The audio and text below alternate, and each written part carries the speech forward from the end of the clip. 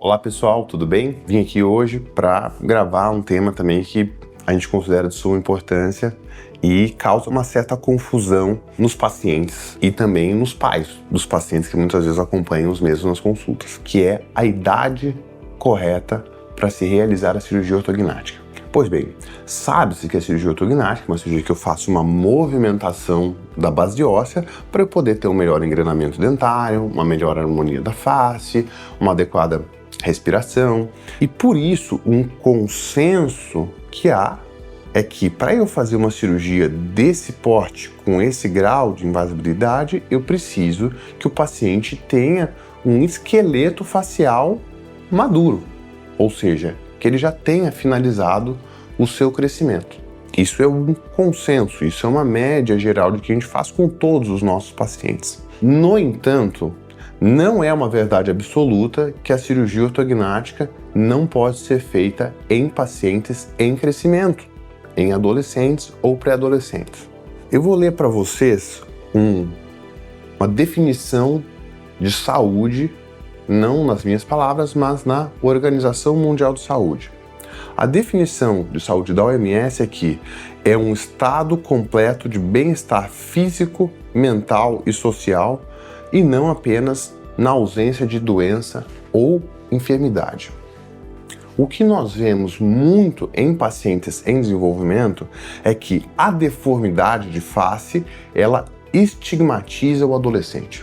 Então, o que nós temos sempre que colocar em xeque, uma vez que esse pré-adolescente ou esse adolescente percebe que ele tem uma deformidade de face que não é possível de ser tratado ortodonticamente, que ele já está sofrendo um bullying na escola ou algum tipo de trauma psicológico, a gente precisa trazer o paciente e o familiar para perto e discutir juntos qual que é o nível, o quanto esse paciente ele é afetado devido a essa deformidade. Poxa, Carlos, mas será que não pode esperar um pouco para de repente fazer a cirurgia? Normalmente é isso justamente que é abordado com os pais, ou às vezes até com o profissional, ou psicólogo, ou psiquiatra que trata esse paciente.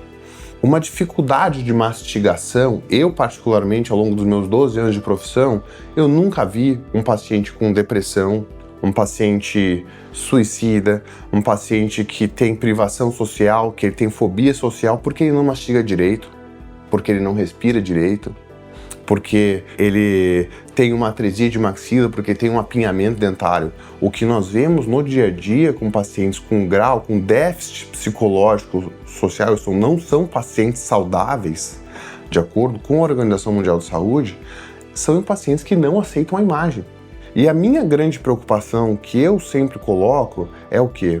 Será que o trauma nesse adolescente, a longo prazo, não seria mais danoso do que eventualmente eu abordar cirurgicamente durante o esqueleto em desenvolvimento, dar uma oclusão satisfatória para esse paciente e permitir que ele se desenvolva psicologicamente até a idade adulta dele, com uma possibilidade de ter algum crescimento residual e eventualmente ter que fazer algum tipo de cirurgia revisional na idade adulta, ou eventualmente pagar para ver, vamos dizer assim, e deixar esse adolescente sofrer com bullying, sofrer com a dissociabilização dele, com a dificuldade dele de se relacionar com os pares dele, devido a uma deformidade de face. Na minha opinião, como pai de 2 filhas, eu sempre optaria em fazer uma cirurgia antes.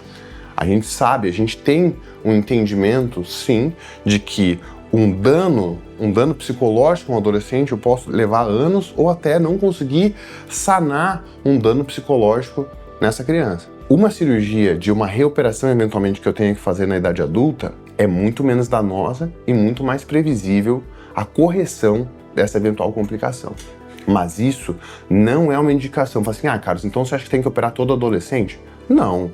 É mais previsível eu operar um paciente adulto, é claro que é. Mas, na nossa opinião, claro, é muito perigoso eu deixar esse adolescente se desenvolver com o nível de dano psicológico que uma deformidade de face pode trazer para ele. Na nossa experiência que a gente tem ao longo dos anos de atuação é que a nossa paciente mais jovem que nós temos operada, hoje, se eu não me engano, ela está com 20 anos de idade, nós a operamos com 12 anos. A oclusão, a face da paciente é perfeita, até hoje.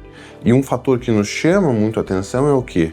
O motivo que levou essa paciente para operar era a dificuldade que ela tinha de mastigação e o quanto a gente acreditava que isso estava afetando o desenvolvimento dela. E o que pra gente foi muito importante no momento que a gente adequou o sistema estomatognático, como que esse desenvolvimento progrediu daí em diante. A nossa experiência, não só com essa paciente, com os demais que a gente tratou, ela é ótima. O nosso índice de reabordagem em pacientes em crescimento, ele é de 0.